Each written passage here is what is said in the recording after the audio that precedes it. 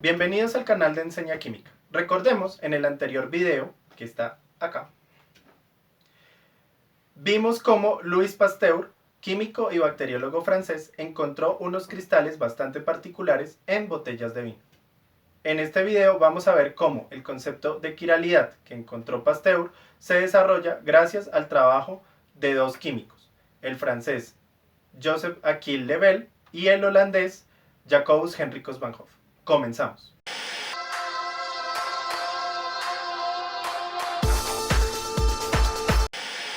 El desconcertante hecho de los cristales de ácido tartárico que encontró Pasteur tardaría más o menos unos 25 años en encontrar una explicación.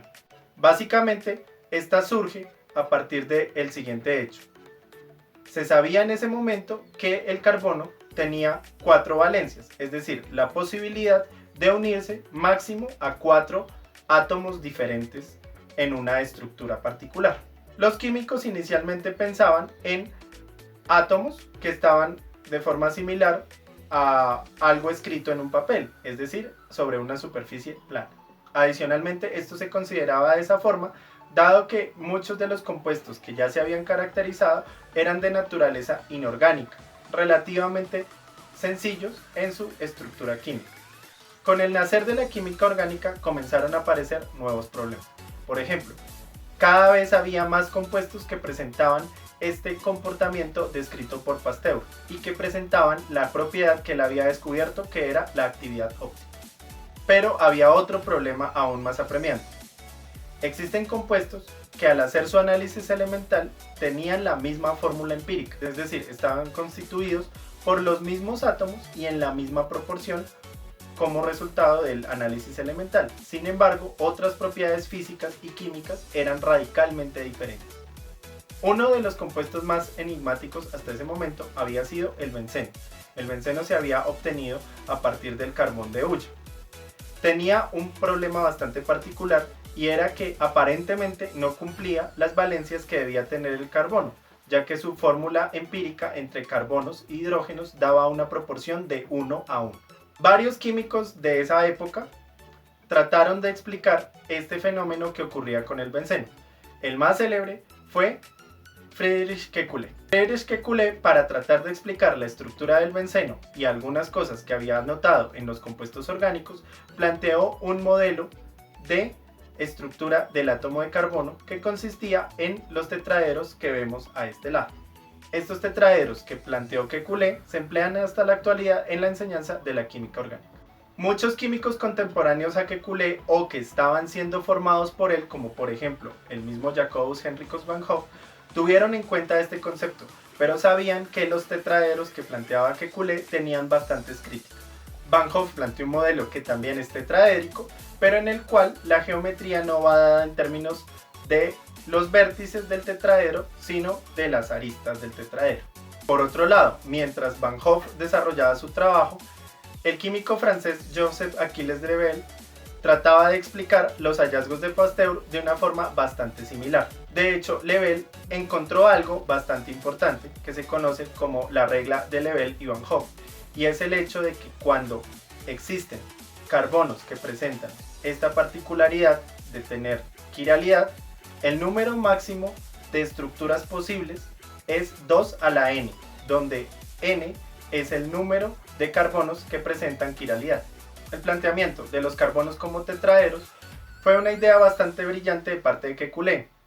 Kekulé se dio cuenta que la mejor manera de acomodar en el espacio tridimensional las 4 valencias que presentaba el carbono es mediante un tetraedro y no mediante una cruz. Tanto Van Hoff como Joseph Achille Lebel postularon con solo meses de diferencias su teoría acerca de la explicación de la actividad óptica. Por tal motivo, a estos dos autores se los considera los padres de una nueva rama dentro de la química orgánica que se llama la estereoquímica, es decir, la que considera las implicaciones de la estructura en 3 dimensiones que tiene el carbono. Para ilustrar las implicaciones de la geometría tetraédrica del átomo de carbono, vamos a ver algunos ejemplos. En primer lugar, veremos 2 moléculas, el diclorometano y el bromometano. En este caso, vemos que la rotación de las moléculas origina simplemente estructuras donde los heteroátomos están ubicados en diferentes lugares. Para probar que estas rotaciones van a originar a la misma molécula, es necesario eventualmente generar la inversión de esa molécula. Si al invertirla y al volver a realizar la rotación obtenemos la misma estructura, podemos decir que esta molécula es aquiral. Más aún, podemos observar que estas moléculas presentan varios ejes y varios planos de simetría en su estructura. En el siguiente ejemplo vamos a tomar el bromoclorometano, molécula similar al diclorometano, pero en la cual uno de los átomos de cloro ha sido sustituido por un bromo. En este caso, la rotación de esa molécula da lugar a las estructuras que se observan en la figura. Sin embargo, al realizar la operación de inversión, vemos que con un sencillo giro podemos obtener la estructura inicial. Finalmente, para ilustrar la quiralidad, vamos a tomar una molécula en la cual los átomos de hidrógeno hayan sido sustituidos por 4 elementos diferentes, como es el caso del yodo-cloro-bromometano. El yodo-bromo-clorometano es una molécula donde 3 de los átomos de hidrógeno han sido sustituidos por átomos de halógeno. En este caso vamos a hacer el mismo ejercicio de las veces anteriores, que es realizar la rotación de la estructura.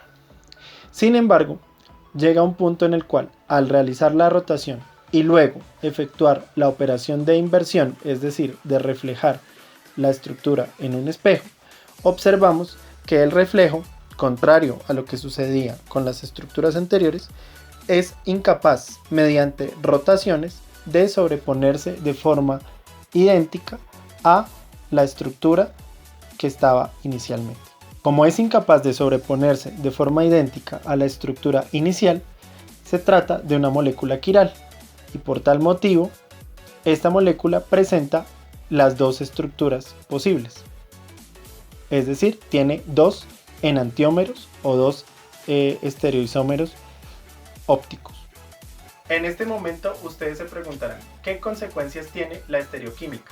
¿O qué consecuencias tiene que existan compuestos en la naturaleza que presenten carbonos con la propiedad de la quiralidad? Una de las más importantes fue notada por Louis Pasteur, y es el hecho de que los organismos vivos pueden producir uno de los estereoisómeros posibles. Esto lo observó con los cristales de ácido tartárico que tenía en sus botellas de vino, dado que como los cristales de ácido tartárico del vino provenían de las uvas, solamente tenían una configuración espacial definida, mientras que los que él había producido por síntesis tenía las 2 configuraciones posibles. Más aún, en la medida en que se investigaban los componentes de los organismos vivos, como por ejemplo los aminoácidos o los carbohidratos, descubrieron que estos compuestos tenían esa propiedad de quiralidad, es decir, tenían centros o carbonos asimétricos y por tanto tenían estereoisómeros. En el próximo video vamos a hablar de las consecuencias de que los organismos vivos solo tengan uno de estos estereoisómeros posibles y cómo esas consecuencias pueden llegar a ser bastante dramáticas. Si te gustó este canal, por favor, dale click al botón de suscribirte y activa la campana de notificaciones. También síguenos en todas nuestras redes sociales. Nos vemos en el próximo video. Hasta luego.